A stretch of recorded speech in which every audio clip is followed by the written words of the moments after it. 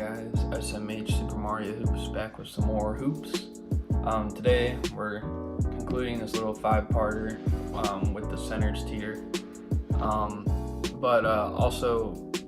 Before the video gets started, if you guys actually liked these tiers that I'm doing, be sure to comment down below if you'd like me to do more tiers on what specifically, or if you like the idea of using all-time things, maybe I could incorporate something with 2K or something else. But yeah, so we're gonna get started on the centers tier. So the first centers tier, I got all people that could be considered the greatest center of all time, by a majority of fans, that is.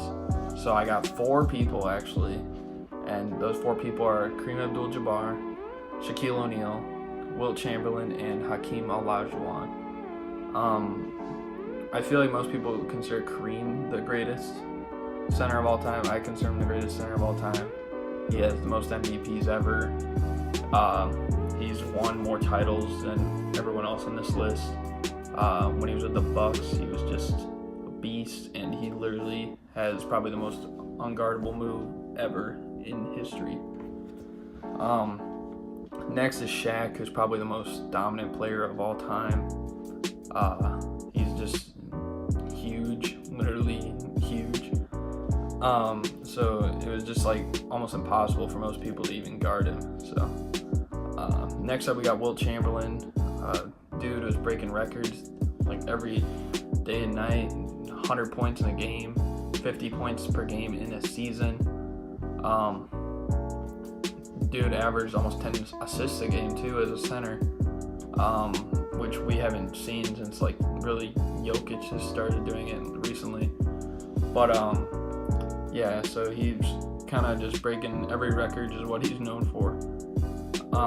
And lastly we got Hakeem, and I mean Hakeem really won 2 titles in the 90s when MJ and the Bulls, MJ had left the Bulls for some time and they weren't there, but that's when Hakeem won his titles. But the thing is, he had dominated 2 other pretty solid centers at that time. He had dominated really Shaq, who was also on this list even though he was younger, and also Patrick Ewing, who we're gonna see later on this list. But yeah, so and the fact that Hakeem probably had the best footwork of any big man ever.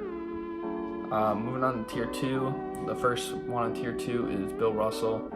Not as gifted offensively as the other guys I've named, but he's won the most titles in NBA history, and he's one of the best defenders ever, just like some of the other guys on the other lists.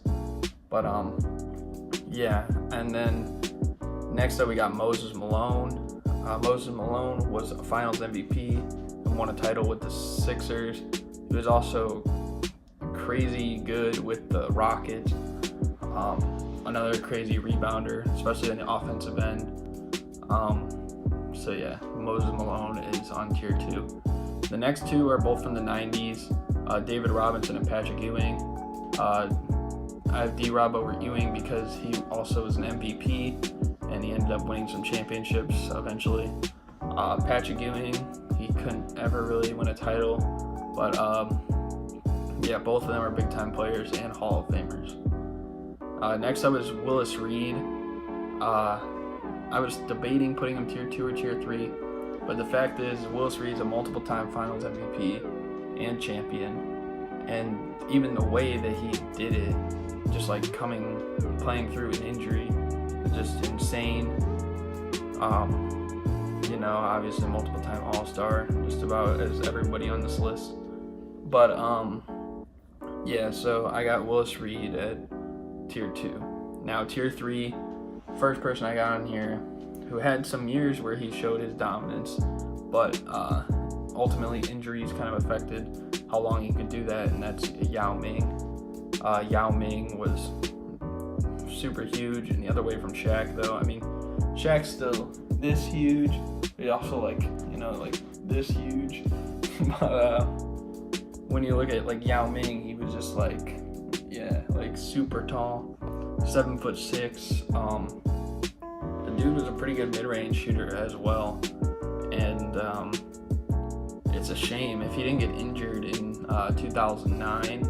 They were playing the Lakers and they actually lost in 7. They could have maybe won that series. And who knows? Like, the Lakers won the title that year, so they could have potentially won a championship. And that was even with McGrady injured. So, yeah. So, and Yao Ming, like, because he was so tall, was so good defensively as well. Next up, we got 2 guys that are Finals MVPs and regular season MVPs in Wes Unseld and Bill Walton, both who played throughout the 70s. I have Wes Unseld a little bit higher because he's a slightly better passer, even though Bill Walton's a pretty good passer. Next up, this one might be surprising, is Walt Bellamy. Walt Bellamy, he played on a bunch of teams, kind of similar to some of the other guys, like on previous lists, like Nate Archibald or Stephon Marbury. But this dude was insane. He probably had the best rookie year statistically ever. He averaged like 32 points and like 20 rebounds a game, like coming into the league, which is just insane. Made the All-Star team multiple times, made the playoffs quite a bit of times, couldn't really ever win a title, but yeah, he was just insane. He was an insane guy that just got buckets. Next up are some guys from the 90s, Dikembe, Mutombo, and Alonzo Mourning. Mutombo, I'd say, is the better defender, 4-time Defensive Player of the Year. Whereas Alonzo Mourning, he did have a bit of a better offensive game than Dikembe Mutombo. But Mutombo was also pretty dominant in his prime with like the Nuggets and the Hawks. So next up we got Dwight Howard, who's not probably going to move anywhere now. I know he's still playing, but yeah, back when Dwight Howard was like with the Magic and stuff, he was just on another level. I mean, he led his team to the finals in his 5th year. So that was insane. Next up, we got a few guys from like the 80s or the 70s.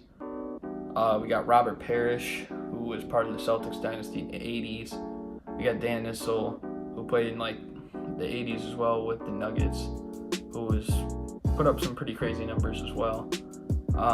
We got Dave Cowens, who was an MVP of the league and won championships with the Celtics. Bob Lanier, who was part of the Pistons team. Him and Dave Bing were like the main 2 on that team. And then we got Nate Thurmond, who was part of the Warriors team. He played with a lot of pretty solid players. He played with Wilt Chamberlain. And then even like later on when he was bouncing around, like he played with the Bulls. He played with like Bob Love and some of those guys, Jerry Sloan. So yeah. Moving on to tier 4, another guy that kind of got hurt a little bit by injuries, Ralph Sampson. I got the first person on tier 4. Made the finals with Hakeem in just Hakeem's 2nd year and played the Celtics, but they lost. Next up, we got Artis Gilmore, who was a very good center for the Bulls in like the 70s, 80s. He also played for the Spurs with George Gervin. Next up, we got Arvydas Sabonis, who might seem a little bit too high, but the thing is, like, he was a great shooter and he was a great passer as well. If we were considering non-NBA and just basketball in general, I wouldn't be surprised if he was in tier 2, honestly, because he was just that good overseas. But yeah, so Arvydas Sabonis is tier 4. Ben Wallace,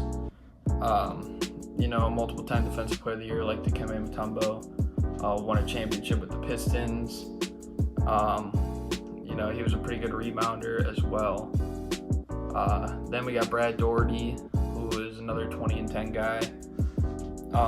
With the Cavs, didn't really have too much success. I know they had one pretty deep playoff run, I believe in like 1992. But other than that, they didn't have the most success. And then lastly, we got Bill Laimbeer, who is not really as skilled, I'd say, as Brad Daugherty, but he was probably one of the tougher players of all time. and I mean, I wouldn't say tough as in like I can handle this tough, but more like tough as like I'm going to beat you up tough.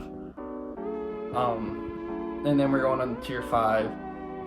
Start off, we're going to do George Mikan. George Mikan, he kind of changed the league in a way. He expanded the paint because of the fact that like it was just so easy for him to score that you know, they had to like make the like lane wider, and but he won many titles, and he also was pretty good statistically, but he also played in the 50s, so that's why he's tier 5. Next up, we got 2 guys that can contribute to a championship team or like a contending team. Neither of them really have championships at this point. Al Horford and Marc Gasol. Al Horford is probably the better defender still, so that's why I'd give him the slight edge, and he has more accolades. So next we got Rik Smits, who was only a one-time All-Star, but he was a part of the Pacers teams that almost got to the finals throughout like the 90s, and then they got there in 2000, and he was not bad, but that was kind of like, I believe, his last season actually. Then we got Jermaine O'Neal, who was pretty good with the Pacers. Kind of similar to like Amari Stoudemire, and on another list, like a guy like Joe Johnson. Didn't really get too much credit, but yeah, he was good for a while. I believe actually he was 3rd in MVP voting in 2004. I believe it was like Garnett, and then might have been Jason Kidd, and then it was like Jermaine O'Neal, and then actually Peja Stojakovic, which is a pretty weird list for like people at like the top of the, you know, whole league. Especially when you had guys like Kobe in the league and Allen Iverson and Tim Duncan and stuff. But yeah. Next we got Mark Eaton, who was the Defensive Player of the Year. He was just a crazy shot blocker. Probably the best shot blocker of all time. I know he averaged about 4 or 5 a game at one point. So yeah. Then you got Jack Sikma, who won a title with the Supersonics. Was pretty decent with the Bucks, not really anything notable though. Then we got Vlade Divac, who was an All-Star and was part of many deep playoff runs with many teams like the Lakers and the Hornets and the Kings. And that's why I got him above this last person, who I still need to see some more from, DeMarcus Cousins. Obviously, DeMarcus has been an All-Star for many years. You know, obviously, he's before this year, or before the offseason last year, I'd say he's probably a top 3 center in the league. But the fact of the matter is that he had never been in the playoffs. I know his team this year and last year had made the playoffs, but like he didn't play.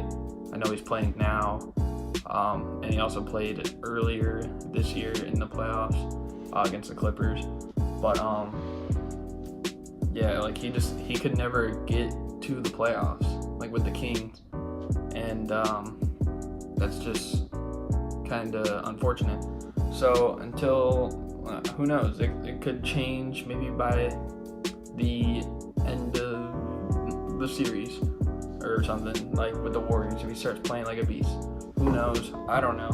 But that's going to conclude the center tier. It's going to conclude really all the all-time tiers. If you like this video, if you didn't see all the videos, go back and watch them all through because they're all pretty interesting. But yeah, that's going to do it. To be sure to like if you enjoyed the video. Be sure to subscribe if you enjoyed this type of content. Be sure to comment if you disagree or if you agree, or why or what about, you know. But as for that, I'm out.